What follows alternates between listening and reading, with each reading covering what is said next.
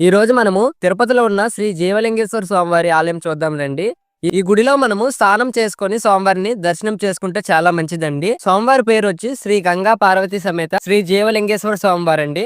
ఈ ఆలయము తిరుపతిలో జీవకొండలో అయితే ఉంటుంది. స్వామివారి గుడి వెనకాల కొండపై నుంచి నీళ్లు పడుతూ ఉంటాయండి. ప్రతి ఒక్కరు కూడా అక్కడ స్నానం చేసుకొని స్వామివారిని అయితే దర్శనం చేసుకుంటారు. ఇప్పుడైతే స్వామివారి కొండపై నుంచి నీళ్ళైతే రావడం లేదండి. అందుకే నేను మీకు చూపించడానికి కింద ఉన్న నీళ్ళతో స్నానం చేసుకొని చూపిస్తున్నాను. టెంపుల్ అయితే చాలా బాగుంటుంది. శివరాత్రి కార్తీక మాసంలో చాలా సందడిగా అయితే ఉంటుంది. టెంపుల్ లో ఓపెన్ ప్లేస్ కూడా చాలా ఎక్కువగా ఉంటుందండి. ఈ శివలింగం కి జీవం ఉంటుందని ఇక్కడ అందరూ భావిస్తారండి. మీరు ఎప్పుడైనా తిరుపతిలో ఉన్న శ్రీ జీవలింగేశ్వర స్వామివారిని దర్శనం చేసుకున్నారో లేదా కింద కామెంట్ అయితే చేయండి. ఈ ఆలయంలో స్నానం చేసుకుంటే చాలా మంచిదండి. ఎన్నో జన్మల పాపాలు పోతాయని అందరూ భావిస్తారు.